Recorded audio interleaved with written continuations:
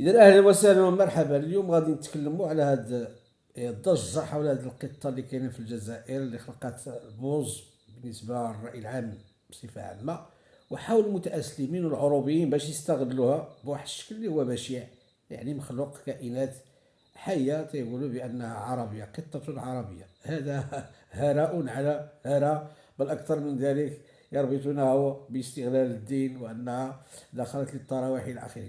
اللي تيهمنا حنا كالأمازيغ هو أن هذه القطة التي يطلقون عليها القطة نحن نسموها بالأمازيغية تاموشا، واسم القطة أو الهرة لا وجود له في شمال إفريقيا. بمعنى هذه تاموشا هي رمز من الرموز ديال شمال إفريقيا، اللي عطات واحد الرسالة اللي ما فهمهاش البعض وسنكتشفها الآن، وهي أن هذه المنطقة ديال عريش جهة شرق الجزائر معروفة فيها واحد الولي الصالح سيدي عبد الرحمن بن يزيد، اللي كان في القرن 11، اللي وبخ السكان ديال المنطقة.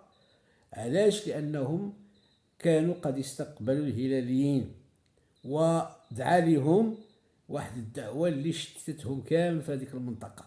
إذا خصكم تعرفوا بأن هذه المنطقة، هذه التمشى أو هذه القطة كشفت حقيقة الصراع اللي كان بين أولياء الصالحين الذين كانوا ضد إسلام العرب في الجزائر وفي هذه المنطقة بالضبط، اللي كانت تسمى أورير.